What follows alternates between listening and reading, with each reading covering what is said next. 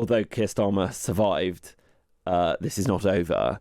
And people are coming for him, and West Streeting is one of them. I'm joined now by Associate Editor at the Sunday Times, Josh Glancy. Hello, Josh. Good morning. How are you? I'm really good. Well, that's good to hear. I'm optimistic that we still have a government. Well, there would always be. There was always a government. Just no one running it. Just no one necessarily always running it. We have 100% more prime ministers today than we maybe felt we would this time yesterday. So Keir Starmer has insisted he will not walk away after surviving an attempt to force him from office. The Energy Secretary Ed Miliband told Sky News this morning he hopes this will be a reset moment for the government. He said, look, I recognise it's not just the Peter Mandelson appointment. We've made mistakes in policy which have drowned out the many good things we're doing as a government, like winter fuel payment. We need to change. And I think what I saw from Keir last night was someone who wants to seize this moment. Josh, today is kind of the hangover day with all the feelings of sickness and foolishness from the exuberance of the day before, but it really did feel for a few hours yesterday like he was done. Yeah, the hangover is a good analogy. I think Anassar was the one who sort of went massively OTT on the vodka shots and tried to snog the bride or something. But yeah, I mean, I think Ed Miliband actually came up with some quite good language on it this morning, which is that they looked over the precipice and didn't like what they saw. I think that they didn't have answers to the key questions, which were who is going to take over and what are they going to do and what's their plan. And you can't just allow a government to just fall apart. You can't win a majority of the size Labour has and just allow the Prime Minister to just crumble in office.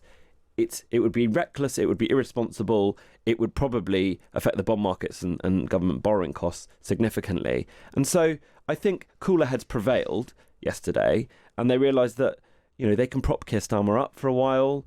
They might even give him a second chance, who knows? But that they couldn't just topple him with no plan and no successor in place. It would just be carnage, and it really would be a retread of what happened in the latter end of the Tory years, and the public is disgusted with that still, and they're pretty disgusted with what's going on with Labour at the moment, and I think they were right to just press pause. Well, so, I mean, people are comparing this to a moment in 2009 when James Purnell resigned. He criticising Gordon Brown. Nobody followed him, ironically, because Peter Mandelson, we think, persuaded David Miliband not to.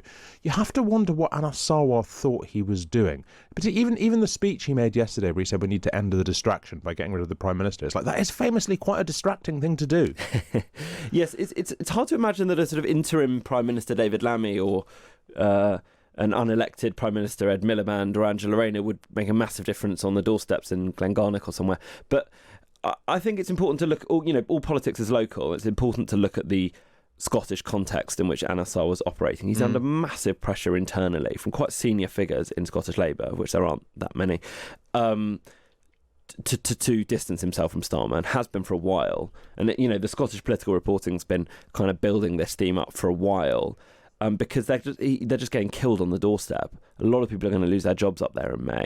And Starmer is kryptonite for Sarwar, and they know that. So even though the two were actually reasonably close personally, so it's a real personal betrayal as well as a political one, he felt he had to move. But what we haven't yet discovered is whether he had some reassurances that others would move behind him.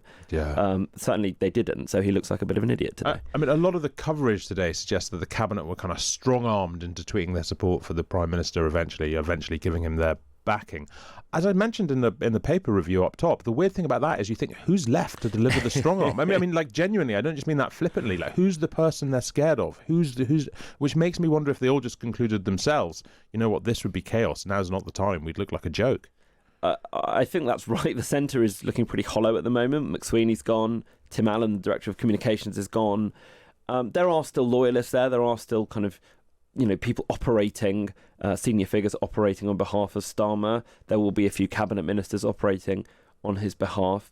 But I think you're right. Ultimately, all of the potential successors have massive obstacles in their path. Wes Streeting has a tiny majorities in his constituency, as we know, and he has a close association with Peter Mandelson that at the moment is also quite radioactive. Angela Rayner has her tax affairs, which are not resolved, and Andy Burnham is not in Parliament, as we know, and some of the other names being floated, frankly, with all due respect to them, are not serious. Yeah. We keep reading about this guy Al Carnes, the Armed Forces Minister, as maybe he's the answer. all due respect to Al Khan, he sounds like a really serious dude. But sorry, who? Yeah, like, sure. Do you know what I mean? Yeah. The idea that they're just going to present us with a random bloke we've basically never heard of, and like, here's your prime minister. I'm not saying they will. I'm just saying like this is getting serious speculation. I think it's indicative of how unserious the situation is. And I think that, as I said at the beginning, I think some of the wiser heads did prevail yesterday because they don't have an answer to these critical questions. Until they've got one, they need to back here for a bit and see where it goes. Well, you mentioned Wes Streeting and his own Mandelson issues. He's tried to get ahead of those yesterday by releasing his own texts with Peter Mandelson, so people can see them, so he doesn't have to fear them when they come out.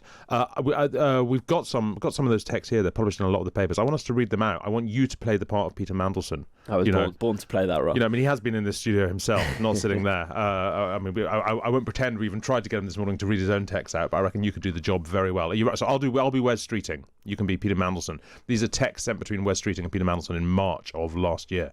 So this is me being Wes, okay? I fear we're in big trouble here. I am toast at the next election. We just lost our safest ward in Redbridge, 51% Muslim, to a Gaza independent. At this rate, I don't think we'll hold either of the two Ilford seats. There isn't a clear answer to the question, why Labour? The government doesn't have an economic philosophy, which is then followed through in a programme of policies. That's very good. So then Wes Streeting says, and this is the point, no growth strategy at all. Now, that's a hell of a thing, isn't it? A member of the government saying there's no growth strategy at all. If Peter Mandelson had said it, it would have been bad enough. But for Wes Streeting to say it? Well, it's something that he and others have been saying privately for quite a long time. And it's something we can all see reflected in our economic figures. There isn't a clear growth strategy. There's a keep the markets satisfied and don't go off a cliff strategy. And in fairness, that's quite important too. But no, there isn't a clear growth strategy. And towards the end of last year, Keir Starmer pivoted very hard towards the cost of living and affordability. And part of the reason he did that was because they're not expecting significant growth. So they don't think they're going to have big numbers to point to in a year or two's time. But you've got to ask, if Wes Streeting is saying this stuff to Peter Mandelson, and I'm not saying it's scandalous that he's saying this stuff, this is about as anodyne as you could, and honest as well, an exchange you could expect. What's he saying in the cabinet table? What's everybody... I mean, Keir Starmer must know his cabinet think he hasn't got a growth strategy. Rachel Reeves must know this. Are they not putting up any resistance? What? Well, there are actually some indications, if you read the economic press, that actually, productivity is going up in this country, and that there are some economists who are quite optimistic for how the economy might improve in the next year or two. I'm not entirely sure that's down to the government, by the way. It's not like they have full control over our economy. But to your point, I mean, I think relations are clearly pretty poor between Streeting's camp and Number 10. There's a lot of, frankly, quite puerile briefing that's going on. And I think they could all do with giving it a rest. I mean, it's quite bizarre for Streeting to, on the one hand, have backed the Prime Minister yesterday publicly, but then also to have released this and set the hounds running on all manner of other speculation. Yeah, it's a bit of an unusual double game. I mean, I suppose it goes to show that although Keir Starmer survived, this is not over, and people are coming for him, and Wes Streeting is one of them.